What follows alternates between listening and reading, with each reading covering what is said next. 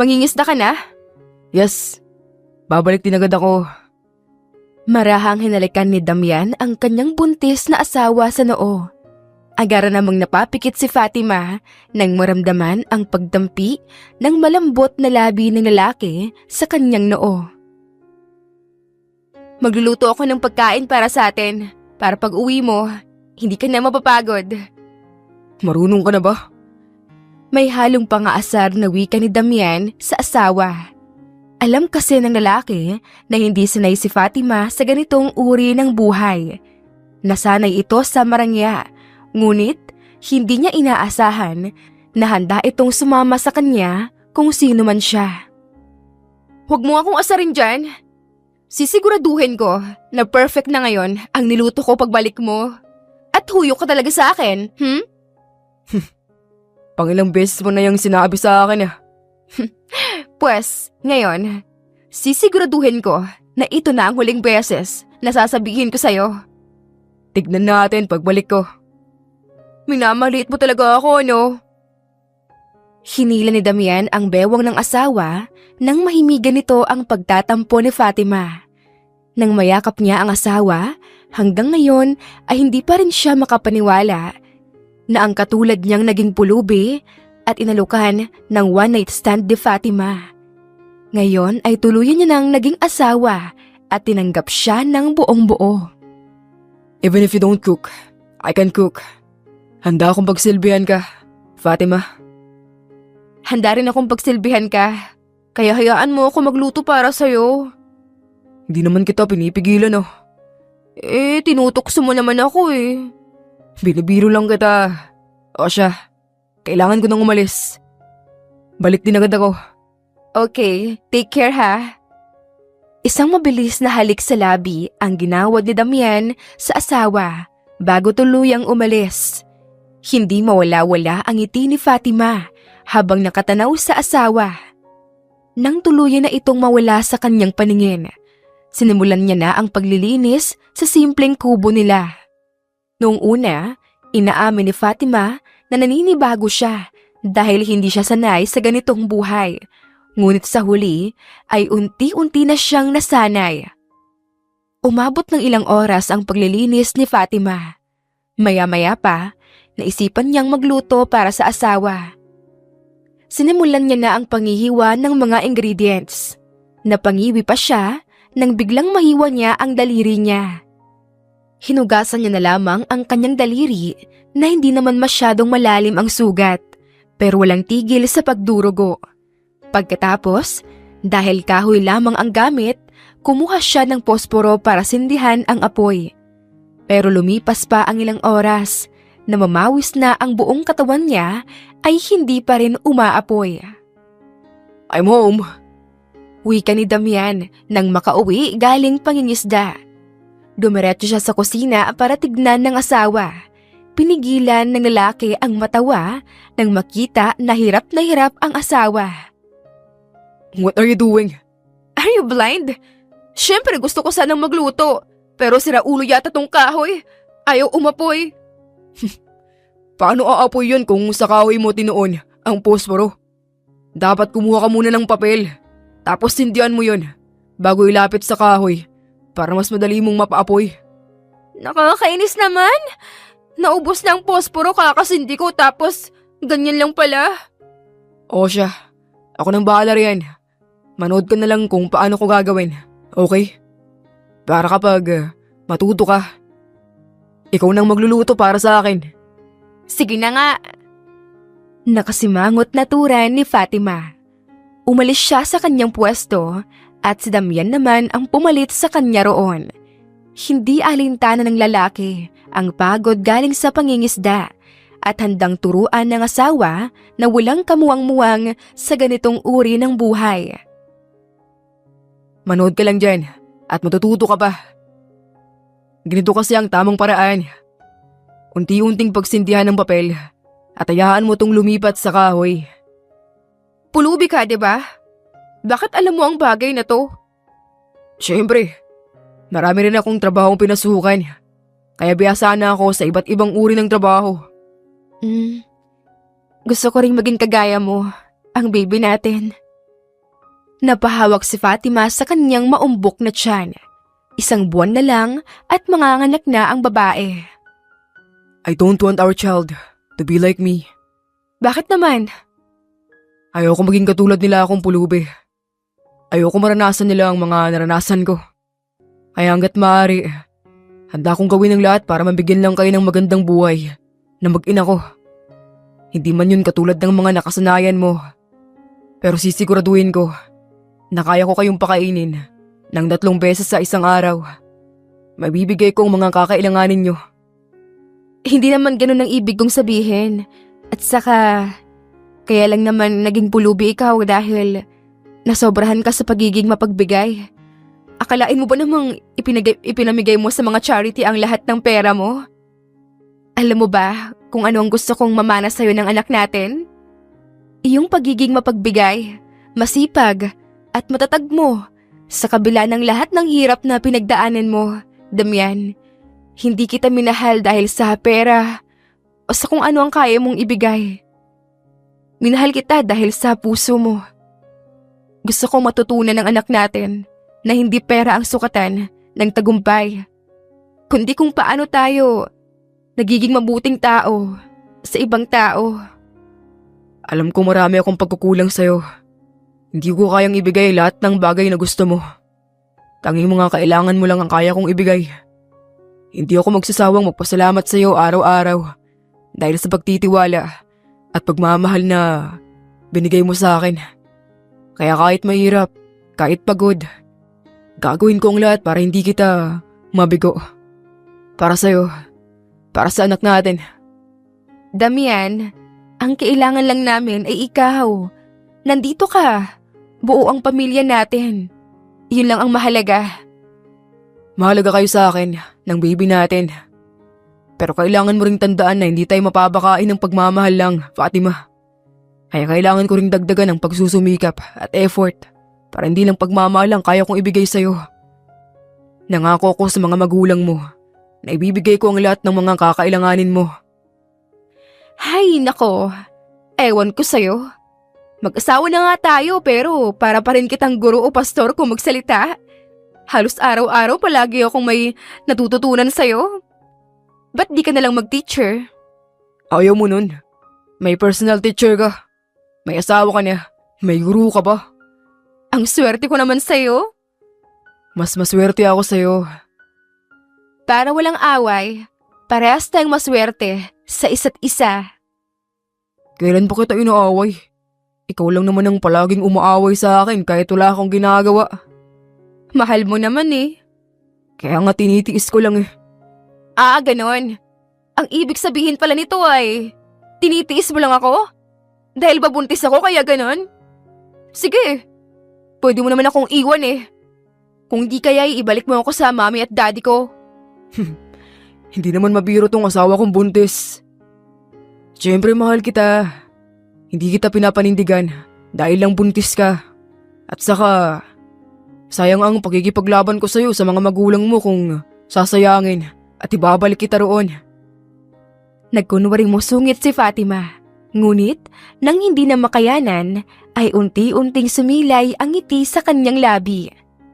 Nagsimula ng magluto si Damian para sa kanilang hapunan. Habang hinihintay na maluto ang ulam, nagulat si Fatima nang biglang lumapit sa kanya ang asawa at hinawakan ang kanyang kamay. Sinipat ni Damian ang daliri ng asawa. Hindi nga siya nagkamali sa kanyang iniisip at nakita niya ang sugat sa kamay ni Fatima. Sabi ko na nga ba eh, sa susunod, hintayin mo na lang ako na umuwi. Nasugatan ka patuloy. Ano bang akala mo sa daliri mo? Ingredients? Nasugatan lang ng kutsilyo habang naghihiwa ako ng mga ingredients. Hindi ko naman sinasadya. Sadyang matalim lang talaga yung kutsilyo. Ako nang bahala magluto pag uwi ko. Pagod ka naman pag uwi eh. Alam kong pagod ka. Hindi ka lang nagsasabi sa akin. Kaya nga sinusubukan kong kumilos dito sa bahay. Pero simpleng pagluto lang, hindi ko pa alam. It takes time to learn. Huwag mong i-pressure ang sarili mo. At saka, mabilis mawala ang pagod ko kapag makikita na kita. Kapag iisipin ko pa lang na uuwian kita, ikaw lang ang natatanging pahinga ko, Fatima. Kaya hindi ako mapapagod na pagsilbihan ka. At saka kapag buntis ka, mas kinakailangan mo ng pahinga. Halos araw-araw ay puro pahinga ang ginagawa ko. Dahil wala naman akong ginagawa. Ikaw yata kailangan ng pahinga eh. Pagod ka sa trabaho tapos pag uwi mo, halos pagsilbihan mo pa ako. Ako ang dapat gumawa niyan sa'yo. Since ako ang babae sa bahay. Pinagsisilbihan mo naman ako eh. Na-appreciate ko na malinis ang bahay. May lumalaban ng damit ko. At may magandang babaeng buntis na naghihintay palagi sa akin sa labas ng bahay pag uwi ko. Makikita lang kitang kumakaway habang nakangiti sa harap ng kubo natin. Nawawala ka agad ang pagod ko. Talaga? Kahit pa na yung puting damit ko ay nagmukhang rainbow dahil pinagsama ko yung puti at may kulay? Damit lang naman yan. Walang problema sa akin yun. Hindi natin pag-aawayan ang ganyang kaliit na rason.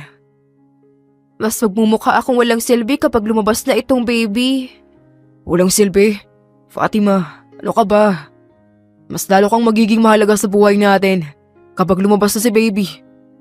Ikaw ang magiging ilaw ng tahanan at ikaw ang mag-aalaga at magmamahal sa ating anak. Walang makakapantay sa halaga ng ginagawa mo para sa pamilya natin.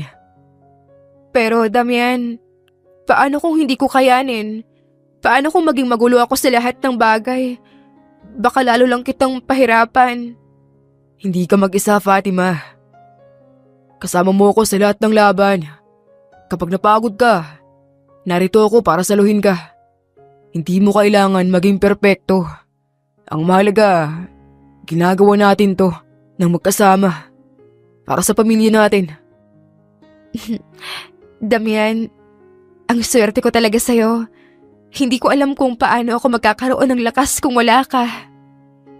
Akong maswerte sa'yo at sa bawat araw, sisiguraduhin ko na alam mo kung gaano kita kamahal. Kaya wag mo nang isipin na wala kang silbi. Ikaw nga ang dahilan kung bakit masipag ako magtrabaho.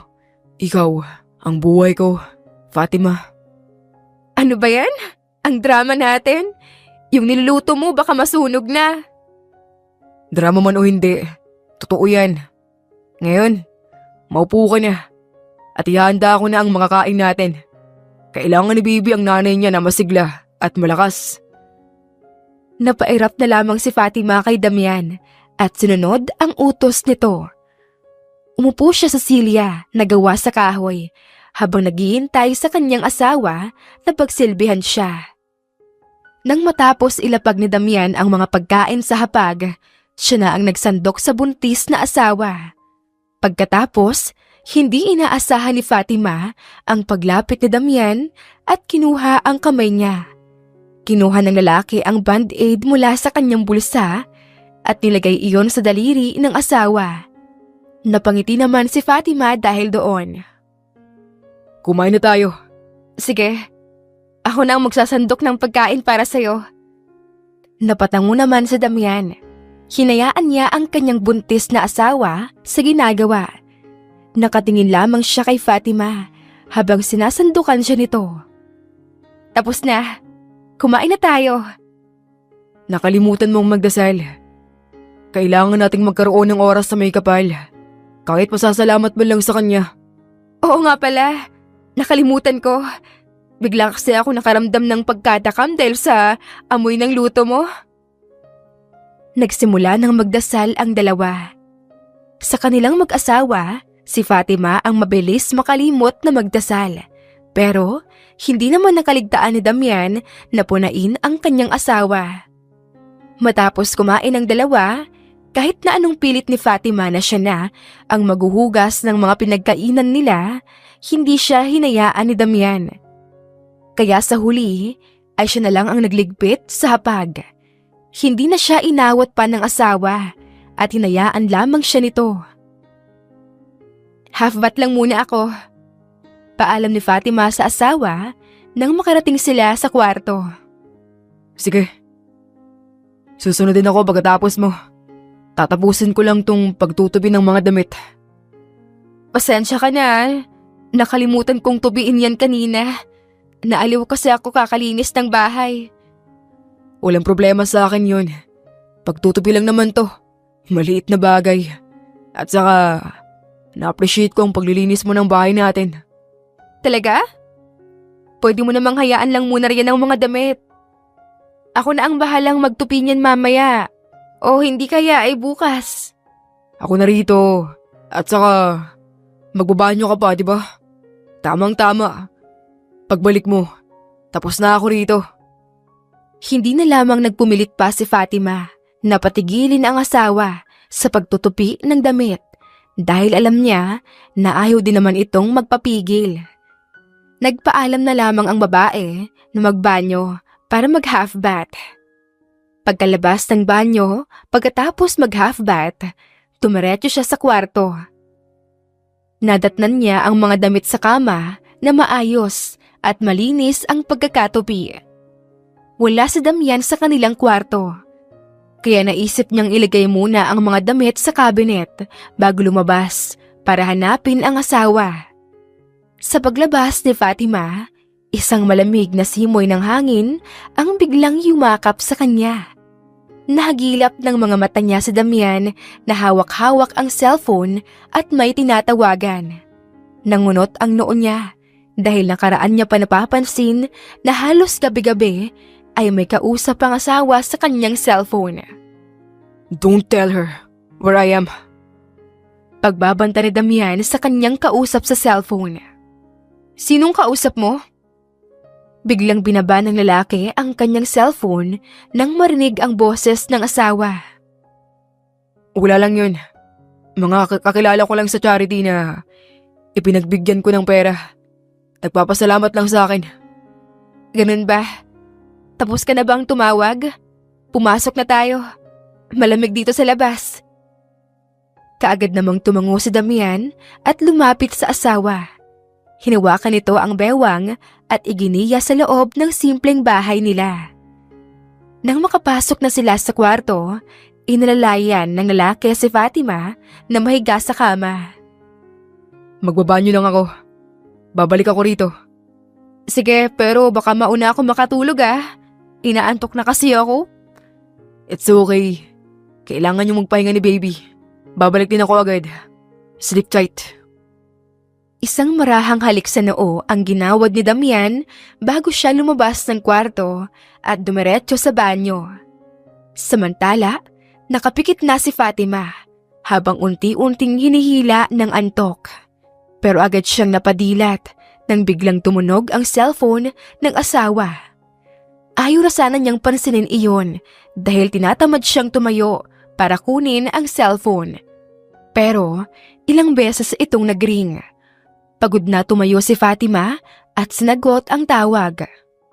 Damian, this is Athena, your wife. Ang tagal mong sumagot ah. You don't miss me ba? Gusto na kitang makita ulit, Damian. I miss you. Marami akong gustong sabihin pa sa'yo. I still love you. Ngayon ko lang napagtanto na mahal pa rin kita. Ayusin natin ang relasyon natin, Damian. Alam kong hindi ako naging perpektong asawa sa'yo. Pero sana, mapatawad mo ako sa lahat ng mga nagawa ko. Sinubukan kong kulitin si Damasco kung nasan ka. Pero ayaw niyang sabihin sa akin. Pero don't worry. I'll prove my love to you. Hahanapin kita. Alam kong mahal mo pa ako. Nagpapahangin ka lang kaya binibigyan mo muna ng space ang relasyon nating dalawa. Halos mabitawan ni Fatima ang cellphone ng asawa nang marinig ang boses ng babae mula sa kabilang linya. Pakiramdam niya ay nawala ang lahat ng antok na kanyang nararamdaman. Para siyang binuhusan ng malamig na tubig at unti-unting nahimasmasan. Biglang bumukas ang pinto. Tumambad si Damian na diretsyong napatingin sa cellphone na nakaipit sa tenga ng asawa. Kitang-kita ni Fatima ang pagbalot ng takot sa mga mata ng asawa. Dahilan para mas lalong makumpirma ang lahat ng mga akusasyon sa kanyang isipan. Excuse me? Wrong number po yata kayo. Wika ni Fatima habang hindi man lang niya inaalis ang tingin sa asawa na ngayon ay panay lunok na lamang ang nagagawa. Na hindi na magawang kumarap ng babae habang pinag-aaralan ang ekspresyon ni Damian. Hello? Sino to? Hindi ako wrong number. Tama ang numero ko. Kay Damian ang number na to. Teka, sino ka ba? Sekretarya ka ba ng asawa ko? Nagpapatawa ka ba? Anong asawa? Ako ang asawa ng lalaking sinasabi mo. Excuse me? Hindi ko alam ang pinagsasabi mo, miss. Pwede ba? Ibigay mo kay Damian ng cellphone at kami ang mag-uusap dalawa. Don't tell me eh. Ginagamit ka lang niya para iwasan ako dahil nagtatampo pa rin siya sa akin hanggang ngayon. Ganito na lang. Tell him I'm sorry and sabihin mo rin sa kanya na hahanapin ko siya para sa personal kong paghingi ng tawad sa kanya. I want to fix us, our relationship. Tell him I love... Hindi na natapos pa ang sasabihin ng babae sa kabilang linya nang biglang pinatay na ni Fatima ang tawag at hindi na makayanan pa ang kanyang mga narinig. Halos bumigat ang kanyang paghinga nang maramdaman ang matinding pagkirot sa kanyang puso habang nakatingin kay Damian na ngayon ay parang basang sisiw sa kanyang harapan. Sino si Athena? Anong pinagsasabi niyang asawa mo raw siya? Anong ibig sabihin nito? Siya ba yung katawagan mo gabi-gabi? Huwag mong sabihin na sa tuwing aalis ka para mangisda ay hindi talaga pangingisda ang intensyon mo. Kung hindi, makipagkita sa babaeng yon? Let me explain, Fatima. Totoong nangingisda ako. Ni kahit kailan hindi ako nakikipagkita kay Athena. Then explain, Damian. Sabihin mo sa akin kung sino ang babaeng yun sa buhay mo. At kung totoo ba lahat ng mga sinasabi niya. Huwag na huwag kang magtangkang magsinungaling sa akin. Dahil kayang-kaya ko madiskubre pa rin ang katotohanan. Baka nakakalimutan mo, mayaman ako. I can hire a detective to investigate about your life. Athena is my wife. We are arranged marriage. Bago pa man tayo may kasal, ay naikasal na ako sa iba. Ang pinagkaiba ay legal. Ang dokumento natin, habang siya ay wala siyang ideya na peke lang ang marriage contract naming dalawa. We only did that thing for business proposal. Pero habang tumatagal, napapansin ko na halos hututan niya na ako ng pera. The worst thing is, napag-alaman ko rin na ganun din ang pamilya ko. Kaya, pinagplanuhan ko na ipagkalat na pinamigay ko lahat ng pera ko sa charity at piniling maging pulubi. Noong pulubi ako, hindi na niya ako hinabol pa. Pero bakit ngayon? Parang halos nagmamakaawa siyang ayusin ang relasyon yung dalawa. At saka, bakit hindi mo sinabi sa akin to? Dahil sabi sa akin ng stepbrother kong si Damasco, napag-alaman ni Athena na meron ba ako natitirang pera. Hindi ko sinabi sa'yo dahil di ko naman inaakalang hahabulin niya ako ngayon. Akala ko di niya na ako hahabulin pa. Kailan pa siya tumatawag sa'yo? Nakaraang buwan pa. Sa nakaraang buwan na yon? Hindi ko man lang nalaman? Hindi mo man lang sinabi sa akin? I'm sorry. Inaayos ko naman lahat. Napadala ko na ang peking dokumento ng kasal namin para ipakita sa kanya na walang bisa ang kasal naming dalawa. Gusto kong ayusin ang lahat bago tuluyan kong sabihin sa'yo. Ayoko ma-stress ka na at buntis ka pa. Eh paano kapag hindi naayos? Eh di wala ka ng oras na sabihin sa akin. Ni kahit ngayon nga walang kasiguraduhan na maayos to eh. Lalo na, at sa sinabi pa lang ni Athena na iyon, desperado siya na magbalikan kayo. At ayusin ang relasyong mayroon kayong dalawa. I don't love her from the very beginning. Our marriage is for business only. Ikaw ang mahal ko at nag-iisang legal na asawa ko. How about her? Ikinasal din kayo. It was fake. I make sure of that. Pero walang nakakaalam. Dahil mabilis kong namanipula iyon nang walang nakakapansin. At saka, hindi na nila napansin dahil nagmamadali silang magsagawa ng kasal. Alam ko ang plano nila. para hututan ako ng pera. Bakit ka pa rin pumayag magbakasal kung ganon? Kung di ako pumayag, babagsak ang kumpanya namin. Ang ama niya ang pinakamalaking investor noon at binalaan niya ako na iuurong ang lahat ng suporta kung di ko susundin ang gusto nila. Ginawa ko yun para sa pamilya ko, para sa mga tao na umaasa sa akin. Nagkasakit ang ama ko noong mga panahong yun at sa huli, pumanaw na rin siya. Siya ang kaisa-isang mahalagang tao sa buhay ko. Kaya wala akong nagawa kundi ang sumugal. Pero tandaan mo, Fatima, walang halaga ang kasal na yun sa akin. Ikaw lang ang mahalaga. Ang hirap tanggapin na may ibang babae sa kwento natin. Kahit masabihin mong peke iyon. Ang tanging nasabi ng babae, napabuntong hininga si Fatima, naiintindihan ang punto ng kanyang asawa. Humakbang si Damian palapit kay Fatima. Bakas ang takot at pag-aalinlangan sa mukha niya. Ngunit, bahagya siyang nakahinga ng maluwag nang mapansin niya na hindi umatras ang asawa at hinayaan siyang lumapit. Hinawakan ni Damian ang kamay ni Fatima. Ramdam na ramdam ng babae ang higpit ng pagkakahawak nito na parabang natatakot siyang mawala ito. Pero sa kabila ng higpit ng hawak, napansin din ni Fatima ang ingat sa bawat galaw nito na parabang ang kanyang kamay ay isang baso na takot itong mabasag. Naiintindihan ko ang nararamdaman mo, Fatima. Kung kaya ko lang burahin ang lahat ng nangyari, gagawin ko.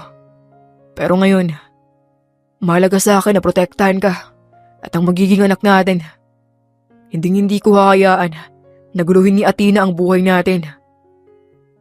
Sana nga, Damian. Pero gusto kong malaman mo na kung may mangyari pa, hindi ko kayang ipikit ang mga mata ko at magpanggap na okay lang ang lahat. Mahal kita pero kailangan mo ring patunayan na mas mahalaga kami sa'yo kaysa sa lahat ng bagay. Ayoko makipagkita ka sa babaeng yon. Kapag malalaman ko lang talaga, kahit pakasal tayo, magpo-file ako ng annulment kahit mahal pa kita. Gagawin ko ang lahat, Fatima. Huwag mo akong sukukan, ha? Gagawin ko ang lahat para maayos tong gulo. Para sa pamilya natin, Damian. Pero sana, huling beses na to, Huling lihim mo na sa akin to. Ayoko ng sikreto pa. Kung may problema, sabihin mo sa akin. Para ano pa't mag-asawa tayong dalawa kung pareho tayong may nililihim sa isa't isa. No more secrets, okay? Marahang wika ni Fatima sa asawa.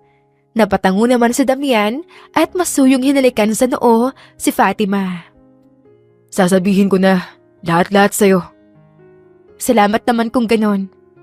I'll give my cellphone to you tomorrow kapag aalis ako para mangisda. Hindi lang yon. Sasama ako sa'yo sa pangingisda. Bakit naman? Baka maboard ka roon at mainitan. Bakit? May tinatago ka sa akin? Nagkikita kayo ng babaeng yon? I told you, hindi kahit isang beses ay hindi ako nakipagkita sa kanya. Kahit anong tawag niya sa akin. Siguraduhin mo lang, Damian. Malilintikan ka talaga sa akin kapag nalaman ko na nagsisinungaling ka. Gusto ko tuloy isipin na kaya mo ako dinala dito sa isla at dito tumira para hindi kita mahuli-huli sa mga kalokohan mo. Sumama ka sa akin sa pangingisda bukas kung yan ang ikinababagabag ng loob mo.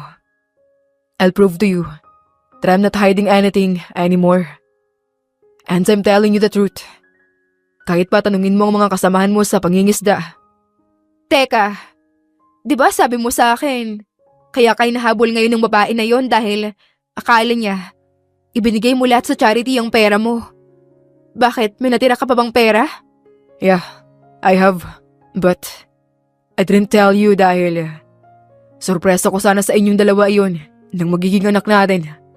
At para kung sakaling magkulang ang ipon ko kapag manganak ka, pwede akong kumuha roon. Kahit kailan talaga napaka-misteryoso mo.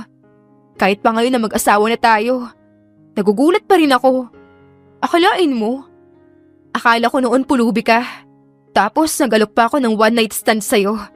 Tapos ang pangbayad ko ay binigay mo sa kapwa mo pulubi. Tapos ngayon, hindi ka na pulubi at mangingisda naman. Money doesn't matter to me, Fatima. Ikaw at ang anak natin ang mahalaga sa akin ngayon. Mas gugustuhin ko bang maging mahirap dahil mas madali kong makikilatis kung sino ang totoo sa akin.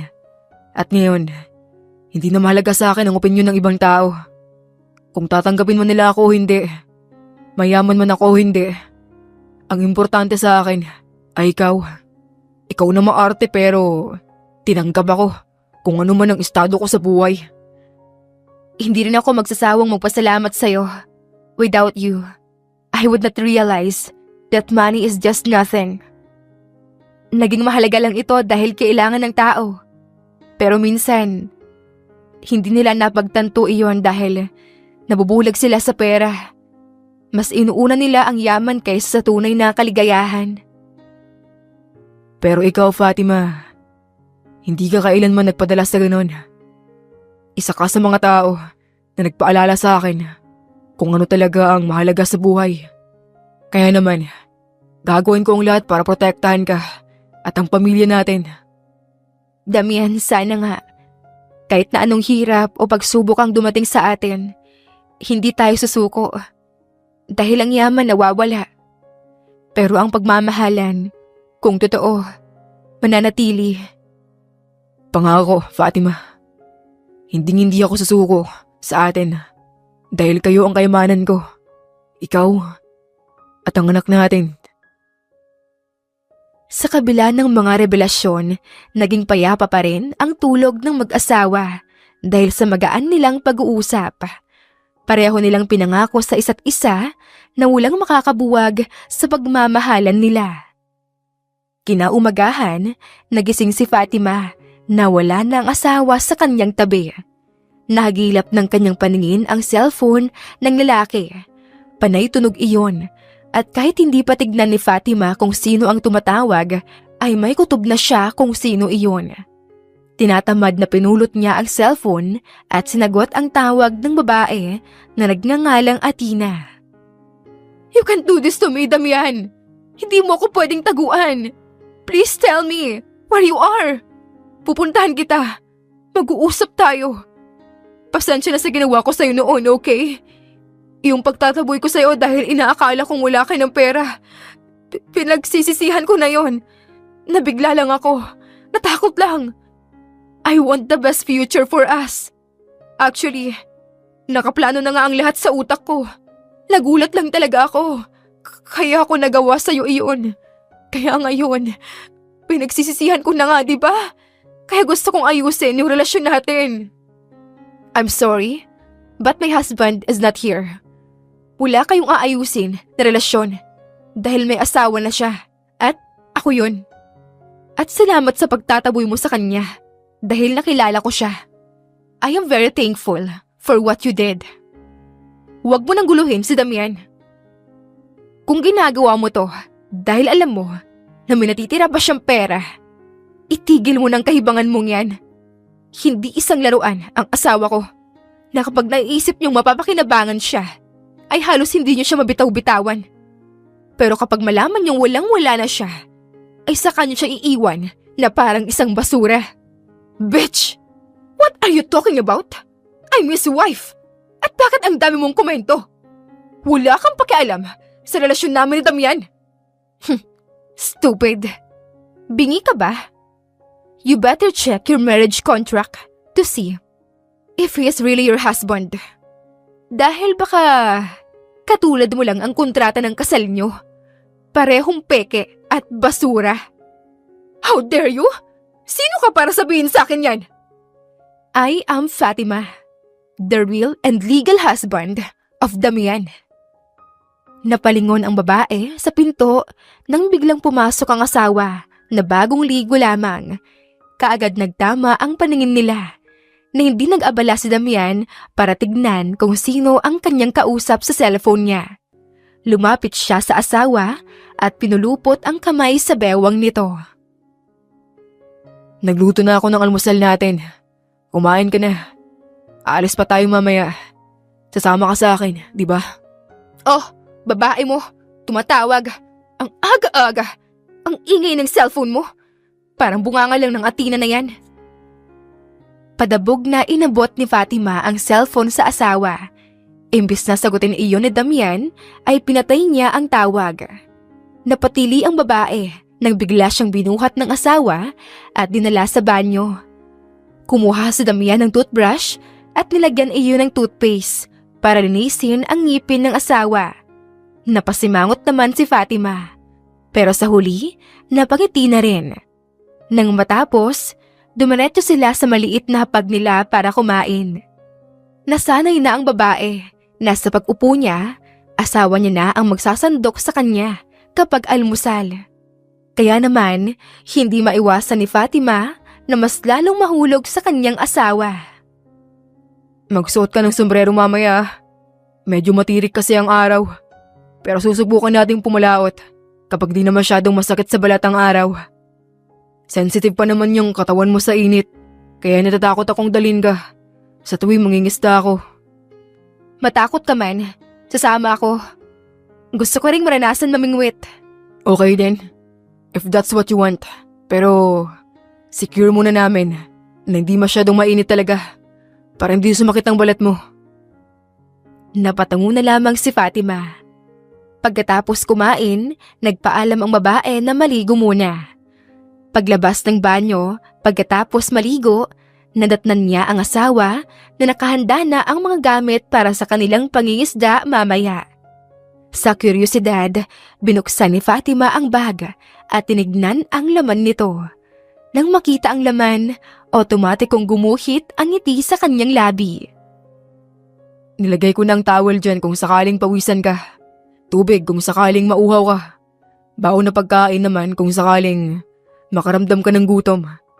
Pati lotion para hindi masunog yung balat mo. May extra din diyang damit kung sakaling mabasa o gusto mong magbalit. Hindi ka ba mababagot doon? Mas lalo lang akong mababagot kung palagi lang akong nandito sa bahay natin. Gusto ko rin sumama sa'yo. Maliban na lang kung may iba ka pang tinatago sa akin kaya ayaw mo akong isama sa pangingisda mo. Kung hindi kita gustong isama, ito sana, hindi ko na hinanda yung mga dadalhin para sa'yo. Napatigil sa pag-uusap ang mag-asawa nang marinig nila ang malakas na katok ng pinto. May inaasahan ka bang bisita?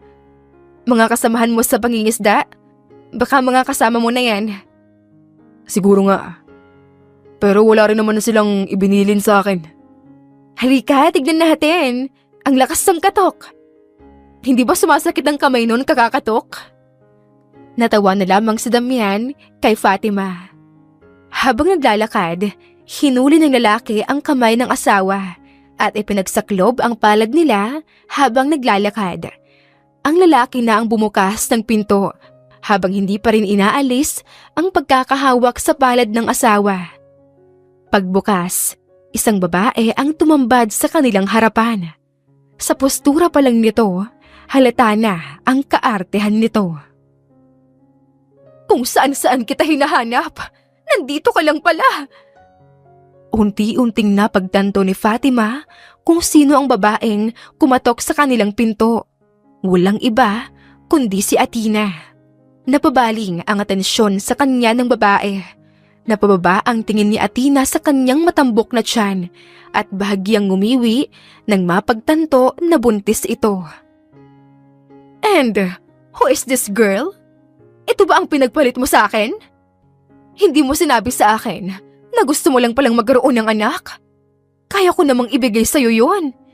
But I don't want to ruin my body. Ayoko mabuntis, no? What are you doing here, Athena? Paano mo ako nahanap?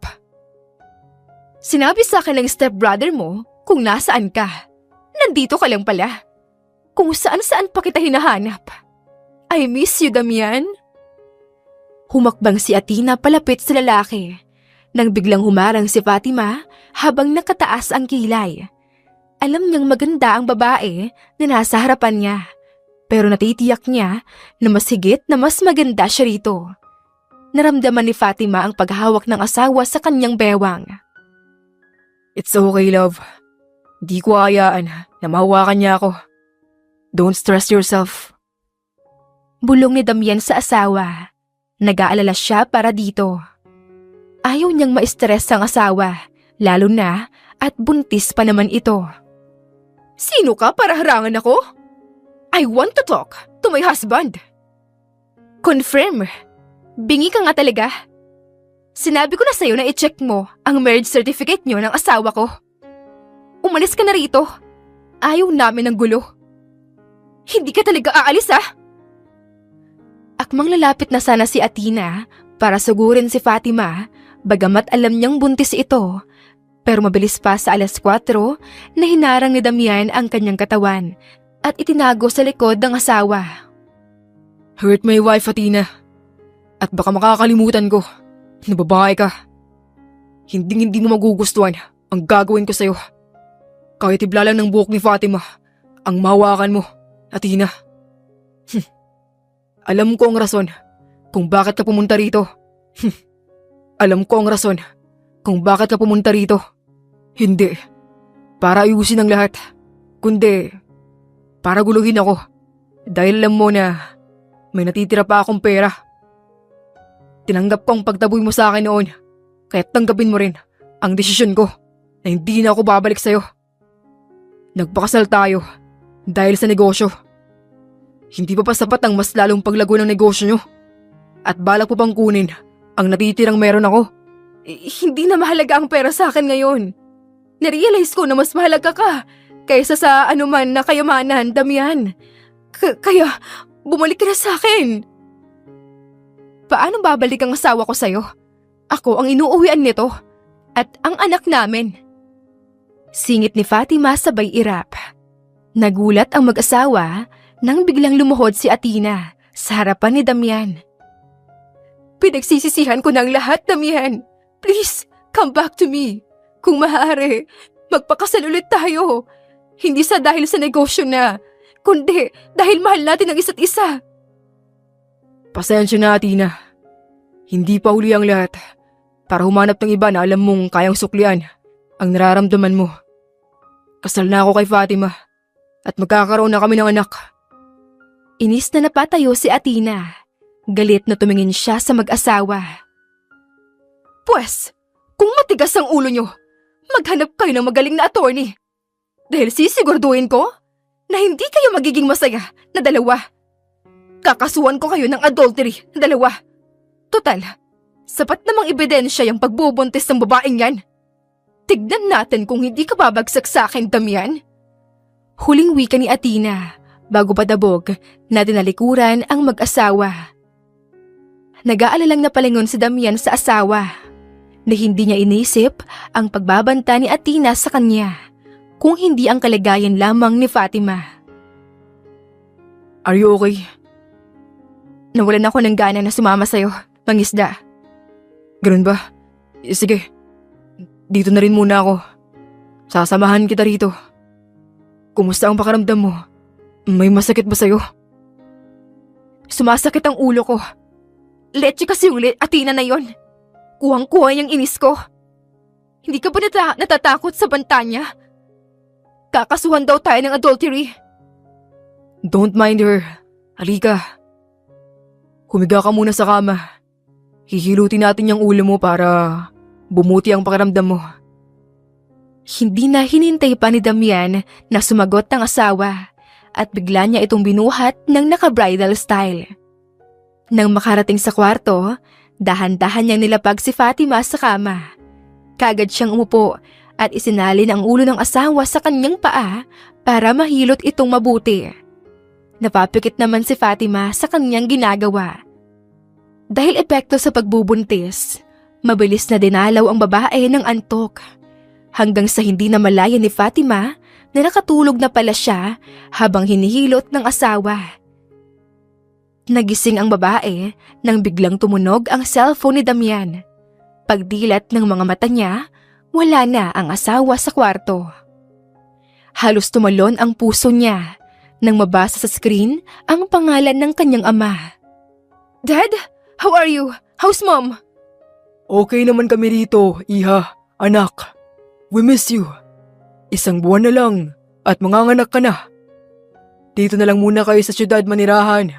Mahirap manganak dyan sa isla. Huwag po kayo mag-alala. Yan nga talaga ang balak namin ni Damian. Napag-usapan na po namin yan. Sagot ni Fatima.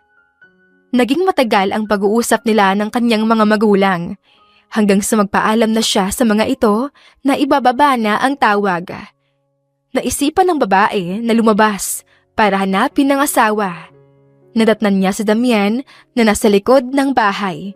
Kakatapos lang maglaba at ngayon ay nagsasampay na ng damit nila. Gising ka na. Kumusta ang pakiramdam mo? Nakanta ng pagkain natin sa hapag. Gutom ka na ba? Gusto mo bang kumain na o sabay na tayo? Sabay na lang tayo. Hihintayin kitang matapos dyan. Pinalinis na ni Mami sa mga tauhan niya ang bahay. Alright then. If that's what you want. Hindi na muna ako mangingisda. Sasamahan kita rito. Dapat lang. Kung mangingisda ka, dapat kasama mo ako. At saka, hindi mo naman na yan kailangan. Pwede nating galawin yung pera ko sa bangko para sa pangkain natin araw-araw. No. Ako nang bahala sa pagkain natin araw-araw. I can handle that. Leave it to me. Bahala ka. Sabi mo eh. Ayoko pa nun. Dadami ng pera ko sa bangko. Kibit balikat ni Fatima sa asawa. Tahimik niyang pinapanood ng asawa na natawa sa kanyang sinabi habang patuloy pa rin sa pagsasampay. Kahit kailan ba, hindi ka nagkagusto kay Athena? Bakit mo na itanong yan? Wala. Naitanong ko lang. Naisip ko lang kasi. Imposible namang hindi ka nagkagusto roon. Gandang babae eh. Honestly, natrack ako sa kanya. Pero hindi ibig sabihin ay gusto ko siya. Ikaw ang gusto ko. Mahal kita, Fatima. Hindi ko kailangan ng kahit na sino pa. Ang kagandahan ni Athena? Oo, napansin ko yun. Pero hindi iyon ang hinahanap ko. Sa'yo ko lang natagpuan ang totoong kaligayahan. Ikaw lang ang gusto ko makasama. Ngayon, at habang buhay. Sinasabi mo ba yan para gumaan ang loob ko? Don't worry, Damian. Hindi ako magagalit kung ano man ang sagot mo sa akin. Alam ko naman na parte iyon na nakaraan mo. Ako ang kasalukuyan mo. Kaya wala akong pakialam sa nakaraan mo. Alam mo naman na hindi ako magaling sa salita. Pero hindi na kailangan pagdudahan pa, Fatima. Kung may ibang babaeng tumawag ng atensyon ko noon, mabilis lang yun. Pero sa'yo, ikaw ang dahilan kung bakit gusto ko na bumangon araw-araw. Kahit ilang Athena pa ang dumaan, ikaw ang mahalaga sa akin. Naging tunog defensive ka ha, Damian. Pero gusto ko lang sabihin sa'yo na malaki ang tiwala ko sa'yo. Kaya wag na wag mong sirain yun ha. At saka tutulungan na kita sa pagsasampay dyan para makakain na tayo. Ako na rito. Malapit na ako matapos. Baka sumakit yung likod mo, kakayo ko. Napairap na lang si Fatima at hindi na nagpumilit pa. Alam niya kasing hindi siya mananalo kay Damian at hindi talaga siya nito papayagan. Makalipas ang ilang linggo, nakarating na ang dalawa sa bahay ni Fatima. Habang iniikot ng babae ang paningin sa kabuuan ng loob ng bahay, hindi niya maiwasang mapangiti nang maalala na sa bahay niya nagsimula ang unti-unting pag-usbong ng pagmamahalan nila ni Damian. Remembering something, huh? Ngisi ni Damian habang nakatingin sa asawa. Napalingon si Fatima kay Damian at niyakap ito. Isang halik naman sa noo ang ginawad ng lalaki habang nakayakap pabalik sa asawa. Sino mag-aakala ng isang inaakala kong pulubi at niyaya kong mag one night stand ay asawa ko na ngayon? I think that's the best thing that happened in my life. Ang pinakamasayang nangyari sa buhay ko ay yung nakilala kita. Hindi ka ba nagsisisi na ako ang asawa mo? Hindi kita alukin ng kasal at harapin ang mga magulang mo para hingin ng kamay mo. Kung alam ko na pagsisiyan ko yun sa huli. Hindi mo naman ako pinagsisisihan, di ba? Wala akong nararamdamang pagsisisi, Fatima. Kahit pabalik-balikan naman ang mga oras na iyon, ikaw at ikaw pa rin ang tanging pipiliin kong papakasalan at maging ina ng magiging anak natin. By the way, pupunta raw dito ang mga magulang ko para bisitahin tayo. Ganun ba? I'll cook for them para dito na sila kumain.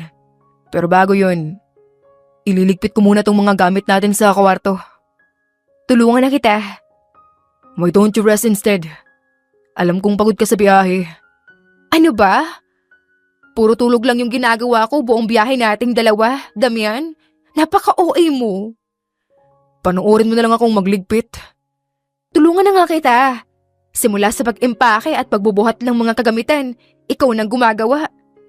Sige na nga. Tulungan mo na lang akong maglagay ng mga damit natin sa closet. Pagkatapos nun, patulog ka na.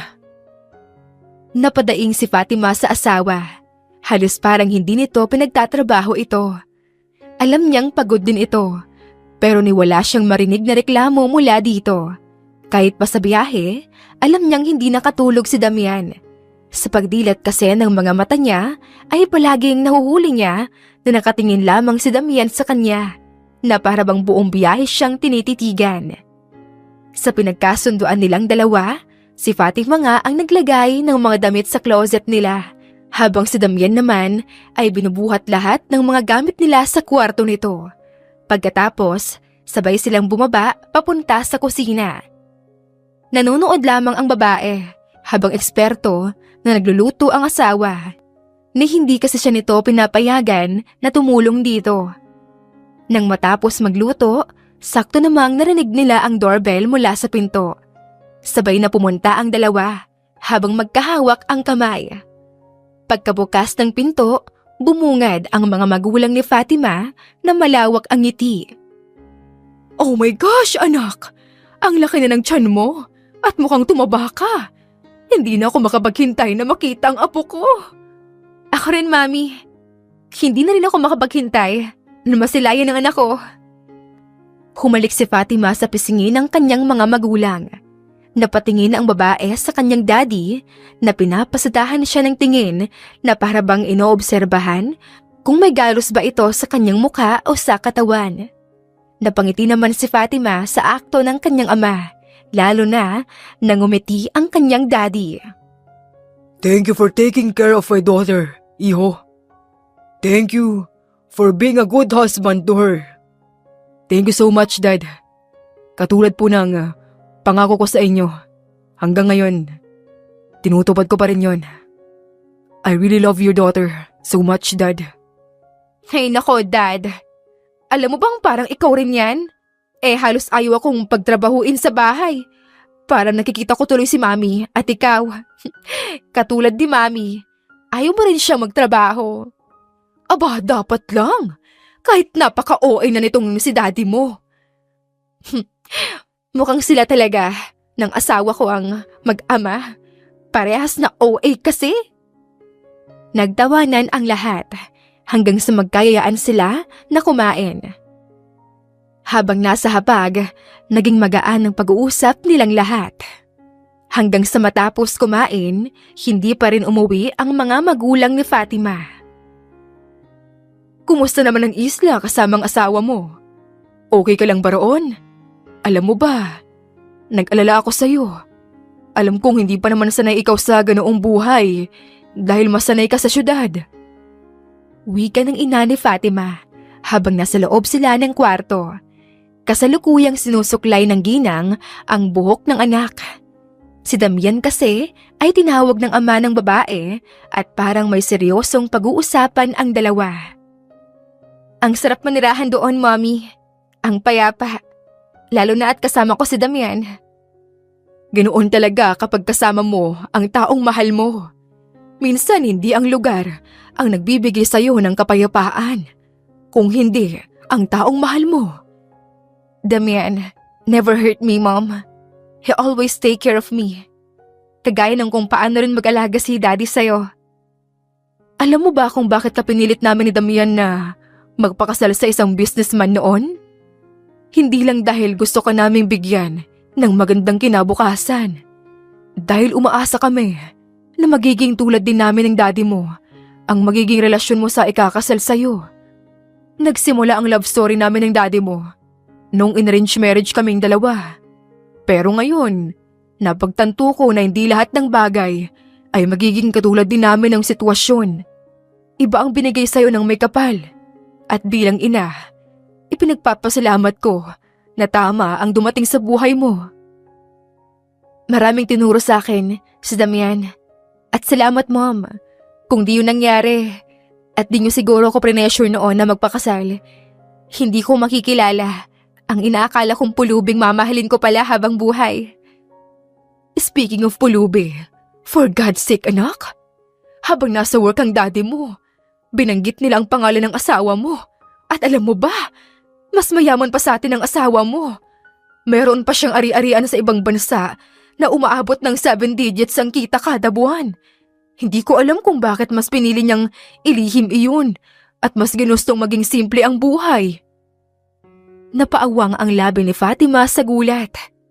Binanggit nga ni Damian na meron pa siyang natitirang pera, pero hindi niya inaasahan na ganoon kalaki iyon. Samantala, nasa veranda naman ang ama ni Fatima at ang kanyang asawa na nasa seryosong pag-uusap. Napag-alaman ko ang tungkol sa kayamanan mo at ganoon din sa babaeng pinakasalan mo noon. Kung hindi pa kita mas lalong inimbestigahan, hindi ko malalaman ang lihim na iyon. Pasensya na po at sinekreto ko ang bagay na yon. Hindi ko akalain na hahabulin ako ni Athena. Sa katunayan, peke ang kasalang naganap sa aming dalawa. Mapapatunayan ko po sa inyo iyon. Handa akong ipakita ang mga dokumento. Alam ko kung bakit ako hinahabol ni Athena. Dahil nalaman niya na may ari-arian pa pala akong natitira. Alam na ba ito ni Fatima? Ayaw ko magkaalam sa problema niyong mag-asawa. Pero bilang ama, ayaw ko masaktan ang anak ko. Alam na po niya ang lahat. Sinabi ko na po sa kanya. Sa katunayan nga nung una, nagtampo siya. Pero sa huli, ay pinatawad niya po ako. Kaya nangako po ako sa kanya na hindi na ulit ako magsisinungaling. Ano ngayon ang plano mo niyan? I already transfer all my money sa pangalan ni Fatima. Mayroon din akong reserba para sa magiging anak namin. Nagulat ang ama ni Fatima sa tura ni Damian. Hindi siya makapaniwala sa ginawa nito. Ginawa mo yun? Yes, Dad. I am willing to give everything to your daughter. Ganoon ko po siya kamahal. Thank you, son. Alam namin na may mga pagkakataon na hindi kami naging mabuting magulang kay Fatima. Kaya salamat sa pagpupuna ng pagmamahal sa mga pagkukulang namin sa kanya. Matapos ang malalim na pag-uusap na iyon, nagpaalam na ang mga magulang ni Fatima para umuwi na. Wala pang 1 minuto ay biglang may kumatok muli sa pintuan nila. Ako nang magbubukas. Baka sina Mami at Daddy iyon. Baka may nakalimutan yata sila kaya bumalik. Kasalukuyan silang nakaupo sa sala habang nanonood ng palabas. Samahan na kita. Ano ba, Damian? Ang lapit-lapit ng pinto eh. Hindi na hinintay pa ni Fatima ang tugon ng asawa. Mabilis siyang tumayo upang pagbuksan ang pinto. Pagbukas, hindi niya inaasahan na si Athena ang bumungad sa kanyang harapan. Sino yan? Narinig ni Fatima ang tanong ni Damian, papalapit sa kanyang direksyon. Bago pa man makasagot ang babae, isang malakas na tulak ang ginawad ni Athena sa buntis. Mabuti na lang, mabilis siyang nasalo ng asawa. You bitch! How dare you to steal my husband? Lalapit pa sana si Athena para muling itulak si Fatima nang biglang humarang si Damian at walang alinlangang tinulak si Athena. Napapagsak si Athena sa sahig. Kuya! Napalingon sila sa lalaking sumigaw. Walang iba kundi ang stepbrother ni Damian na nagngangalang Damasco. Inalalayan ni Damasco si Athena na tumayo na ngayon ay umiiyak na. Paano naging peke ang marriage contract natin, Damian? Ipagpapalit mo ko para sa babaeng yan, ha? Kasi, sinadya akong gawing peke yun, Athena. Hindi kita maintindihan. You push me away dahil nalaman mo na wala akong pera. Pero ngayon, na nadiskubre mo na meron pa pala akong assets, hinahabol mo na ako. And you even threatened me. Nakakasuhan mo kami ng adultery. Nagulat si Fatima sa kanyang narinig. Hindi niya alam ang bagay na iyon. Wala siyang ideya, nakakasuhan na pala siya. Mabuti na lang at mas mabilis pa sa 4:00 si Damian na rumisponde. Nagulat sila nang biglang lumuhod si Athena sa kanilang harapan. Pilit man siyang pinapatayo ni Damasco. Lahat gagawin ko para sa iyo, Damian. Basta bumalik ka lang sa akin. Tutuhanin natin ang kasal. Unti-unti nang bumabagsak ang kumpanya namin. Ano ba, Athena? Tumayo ka na riyan. Hindi ka na nga mahal ni Kuya. Ako ang tutulong sa'yo. Alam ni Damian na may gusto si Damasco kay Athena. Wala rin naman sa kanya iyon. Ngunit, naaawa siyang nanonood kay Athena na ngayon ay umiiyak. Patayuin ko siya. Gusto mo bang mag-usap kayo ng masinsinan? Bibigyan ko kayo ng privacy. Alok ni Fatima sa asawa na ngayon ay naawa na habang nanonood sa sitwasyon ni Athena. Kung ano man ang pag-uusapan namin, may karapatan kang makinig dahil asawa kita. Hinawakan ni Damian ang kamay ng asawa at lumapit kay Athena. Pinatayo ng lalaki ang babae at tumulong naman si Fatima pero agad na iwinaksi ni Athena ang kanyang kamay. I'm sorry, Athena. Maging masaya ka na lang kung anong mayroon ka ngayon. Katulad noon. Money can't buy you anything. Mahal ko si Fatima at di ko siya kayang iwan at bumalik lang sa'yo. Sana respetuhin mo ang desisyon ko. Hindi tinanggap ni Athena ang sinabi ni Damian. Taas noo siyang tumayo ng maayos at pinunasan ang luha. Mapakla siyang ngumiti habang nanonood sa asawa. Then, I swear, hindi kayo magiging masaya na dalawa ng babaeng yan. Galit na sigaw ni Athena at padabog na umalis. Nagmamadali namang sumunod si Damasco sa dalaga. Samantala, tahimik naman ang mag-asawa na pumasok sa loob ng bahay nila. Are you okay? Sorry about that, Fatima. Hindi ko alam na pupunta siya rito. Nasaktan ka ba kanina? Hindi naman. At saka, huwag kang humingi ng sorry sa akin. Pareho tayong walang alam na pupunta siya rito. Pareho nating hindi inaasahan iyon. Sana, matauhan na si Athena. Naawa rin ako sa kanya. Yumakap si Damian sa asawa at tinalikan ito sa noo. Isang buntong hininga naman ang pinakawalan ni Fatima. Mahal na mahal kita, Fatima. Mas mahal na mahal kita, Damian. Natapos ang araw na iyon na may bigat. Pero naging magaan dahil parehong nagkakaintindihan ang mag-asawa. Makalipas ang ilang oras, hindi na muli pang nagpakita si Athena ni kahit anino nito. Inaasahan ng mag-asawa na baka ay natauhan na ito kaya naman nilayuan na silang dalawa. Sigurado ka bang hindi na kita sasamahan? I'm sorry. Marami pa kasi akong gagawin. Kailangan ko pang kausapin ng abogado ko. May emergency kasing nangyari. Ano ka ba? Okay lang. Babalik din naman ako agad dito sa bahay. Bibisitahin ko lang si Mommy. Panay tawag kasi. Namiss na raw niya ako eh. Hindi rin siya makapunta kasi inatake yata ng arthritis niya. Tatawag ba ako ng driver para ihatid ka doon? Nako, wag na.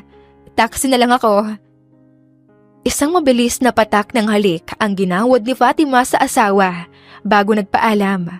Paglabas, naglakad siya at tumigil sa waiting shed. Nang mahagilap niya ang isang taxi na papalapit sa kanyang direksyon, kaagad siyang pumara dito. Mabilis namang napahinto ang taxi sa kanyang harapan. Nang makapasok, nakangiting humarap si Fatima sa driver upang sana sabihin kung saan siya pababa. Pero nabitin sa ere ang kanyang sasabihin nang makilala kung sino ang nagmamaneho ng taxi. Walang iba kundi si Athena. Akma na sanang bababa siya pero mabilis na nailak ni Athena ang pinto. Athena, anong ginagawa mo? Palabasin mo ko rito. Akala mo ba? Hahayaan ko kayong maging masaya? Puwes, nagkakamali kayo ni Damian. Pinaharurot ni Athena ang taxi. Kaagad na kinabahan si Fatima sa bilis ng pagmamaneho ng babae. Samantala, kasalukuyang nasa opisina si Damian habang kinakausap ang abogado na tumawag sa kanya. Pero natigil ang pag-uusap nila nang biglang tumunog ang cellphone. Kaagad naman iyong sinagot ni Damian nang makita ang pangalan ng ina ni Fatima sa screen. Hello, iho? Itatanong ko lang sana kung umalis na ba si Fatima sa bahay niyo. Wala pa kasi siya rito. Akala ko ba naman pupunta siya sa bahay. Naganda pa ako ng mga cravings niya ngayon. Nangunot ang noo ni Damian sa kanyang narinig. Kanina pa kasi umalis ang asawa niya. Wala pa po ba siya sa inyo? Kanina pa po kasi siya umalis. Wala pa eh.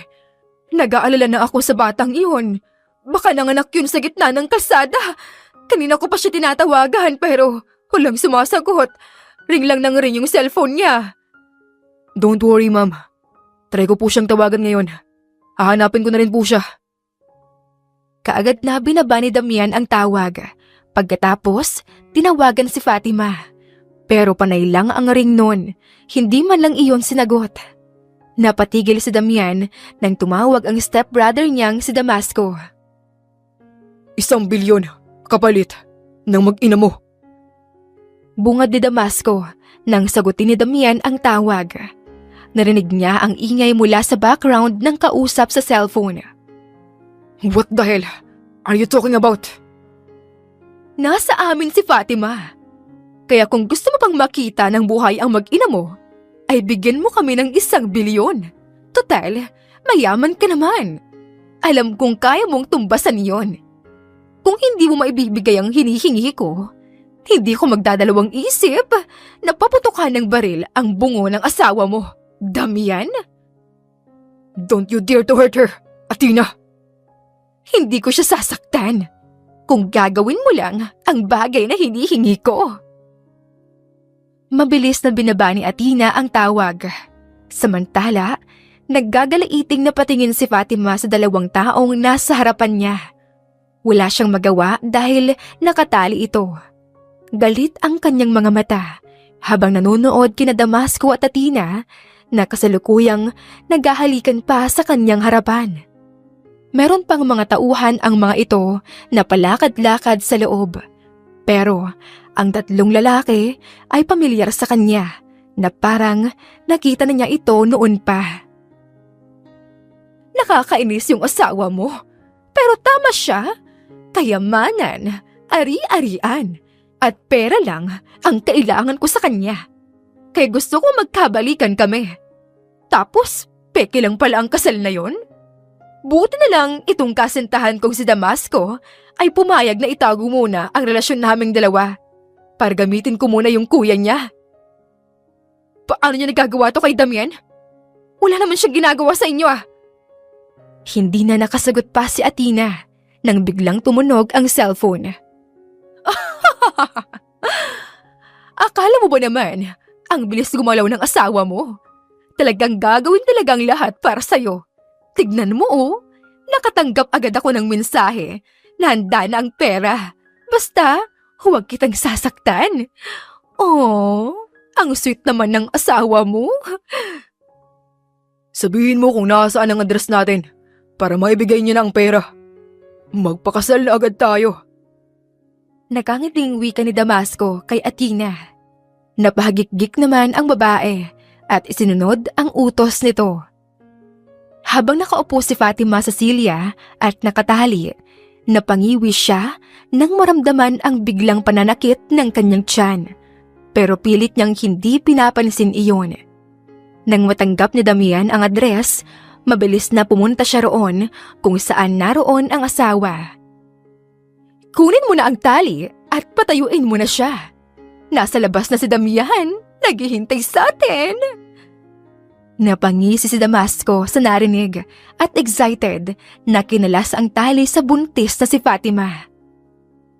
Habang naglalakad papunta sa labas, halos tumalon ang puso ni Fatima nang makita si Damian na nakatayo at hawak-hawak ang attaché case. Ang bilis mo namang kausap! Nandito ka na kaagad! Ibigay mo na sa akin ang asawa ko. Nandito na ang perang hinihingi nyo. Ibigay mo muna sa akin ang attaché case mo bago ko ibigay itong asawa mo. No. Sabay nating gawin. Ibibigay ko ang attaché case at ibabalik mo naman sa akin ang asawa ko. 1 bilyon ba yan? Marunong akong tumupad sa usapan, Athena. Nagkasundo nga sila na sabay nilang gagawin iyon. Habang naglalakad, ramdam na ramdam ni Fatima ang matinding kaba at pananakit ng tiyan. Nang makarating na sa gitna, mabilis na hinawakan ni Damian ang asawa sa kamay at hinila siya papunta sa kanya. Inilagay siya ng lalaki mula sa kanyang likuran, habang ang attaché case naman ay iniabot niya kay Athena na may malawak ang ngiti sa labi. Nang mahawakan na ang attaché case, hindi inaasahan ng 2 kidnapper na iyon na pala ang hudyat para sa mga otoridad na kanina ba nagtatago para lumabas at dakpin silang dalawa. Napatingin si Athena at Damasco sa kanyang 3 tauhan na hinire pero hindi man lang gumalaw ang mga ito. Mga wala kayong kwenta! Anong ibig sabihin nito? Galit na sigaw ni Athena habang pinupusasan siya. Si Damasco naman ay hindi na magawa pang tumakbo para sana ay tumakas dahil maging ang kanyang 3 tauhan ay hinarangan siya. Mga estupido! Kami ang amo nyo! Bakit nyo kami traitor ngayon? Pasensya na! Mas loyal kami kay Damian. Wika ng lalaki. Hindi alam ni na Athena at Damasco. Ang tauhan na inaakala nilang kakampi ay dating mga kaibigan ni Damian na mga pulubi na naging kasama noon ng lalaki sa lansangan. Damian! Manganganak yata ako! Nahihirapang wika ni Fatima. Wala na siyang pakialam sa nangyayari. Ang tanging nararamdaman niya lang ngayon ay ang pananakit ng kanyang tiyan na pakiramdam niya ay anumang oras ay lalabas na ang bata sa kanyang sinapupunan. Kayo na po ang bahala rito. Salamat po sa pagko-coordinate sa akin. Sa inyo ring 3. Salamat sa tulong nyo. Kailangan kong dalhin ang asawa ko sa ospital. Manganganak na yata siya. Pasasalamat at pamamaalam ni Damian sa mga otoridad at sa 3 pulubi na naging parte ng buhay ni Damian. Mabilis na dinala ni Damian si Fatima sa ospital. Damian! Hindi ko na kaya! Lalabas na talaga siya! Tawagin mo sina Mommy at Daddy para ako mamamatay sa sakit! Calm down, okay? Tatawagan ko sila. Paano ako hihinahon? Masakit nga, di ba? Malilintikad ka talaga sa akin kapag lumabas na to. Hindi ko na makakaisa pa. Hindi mo sinabi sa akin na ganito pala kasakit mga anak. Pinagpapawisang wika ni Fatima. I'm sorry. I'll take care of you kapag lumabas na ang baby. Tiis lang ah. Pasensya na, sir. Bawal po kayong pumasok sa loob. Maghintay na lang po kayo rito sa labas. Sabi ng doktor. Walang magawa si Damian kung hindi maghintay sa labas ng room. Maya-maya pa ay lumabas na ang doktor nang manganak na ang kanyang asawa at may ngiti ito sa labi. Naging successful ang pagpapaanak kay Fatima sa isang healthy na baby boy. Matapos mangyari ang trahedyang iyon, kinulong si Damasco at Athena. Nawalan na ng balita ang mag-asawa sa dalawa. Teka, itigil mo muna ang kotse. Bakit? Bigyan lang natin ng pagkain, yung 2 pulubi sa gilid. Wika ni Fatima. Kasalukuyang nagmamaneho si Damian ng sasakyan papunta sa bahay ng mga magulang ni Fatima para kunin ang anak nila sa lola at lolo ng mga ito. Inihinto ni Damian ang sasakyan sa harap ng 2 pulubi. Sabay silang bumaba para bigyan iyon ng pagkain. Nang iangat ng 2 pulubi ang tingin sa mag-asawa, laking gulat ng mag-asawa nang makilala ang mga ito. Walang iba kung hindi sina Athena at Damasco. Hanggang sa parehong lumuhod ang 2 pulubi sa kanilang mag-asawa at humingi ng tawad sa ginawa ng mga ito sa kanila. Kaagad naman silang pinatawad ni Fatima at Damasco. Tulog ng anak nyo. Napagod yata kakalaro. Naku, ang hyper. Wika ng ina ni Fatima. Nang makarating sila sa bahay ng mga magulang niya, buhat-buhat ng ginang ang 2 anak nila. Paano ba hindi magiging hyper nito? Ini-spoil mo sa mga chocolates? Reklamo ni Fatima sa ina. Tumagal ang pagkikipag-usap niya sa kanyang mga magulang hanggang sa napagdesisyonan ng mag-asawa na umuwi na. Napahinto ang kotse sa malaking gate. Naunang bumaba si Damian at pinagbuksan ng pinto ang asawa. Kinuha niya kay Fatima ang anak nila na buhat-buhat ng babae. Parehong napangiti ang 2 habang nakatayo at tinatanaw ang malaking gate na nasa kanilang harapan na may napakalaking mansyon kung saan isa sa mga pag-aari ni Damian at kasalukuyang tinitirhan nila. Ang lugar kung saan muling mag-uumpisa ang buhay nila bilang mag-asawa. Magkahawak kamay na pumasok ang 2 sa loob ng bahay. Nang nasa kwarto na, nilapag ni Damian ang anak nila sa crib. Pagod na umupo si Damian sa kama. Napangisi naman si Fatima at mabilis na kumandong sa asawa. Hinalik-halikan niya ang leeg ni Damian. Napadaing naman ang lalaki sa kanyang ginagawa. Akala ko ba hindi na ulit ako makakaisa? Bakit parang inaakit mo ako ngayon? Isang hagikgik lamang ang naging tugon ni Fatima bago sakupin ang labi ng asawa. Sa dami ng pinagdaanan ng mag-asawa, marami silang natutunan na 2. Sana roon na ang pagiging sakim at manloloko ay hahantong sa kapahamakan. Ang paggawa ng mabuti at pagpapatawad ay magdadala ng tunay na kaligayahan. Wakas. Maraming salamat po sa inyong pakikinig. Kung nagustuhan mo ang kwento, please leave a like, comment, share, and subscribe to my YouTube channel. Maraming salamat po!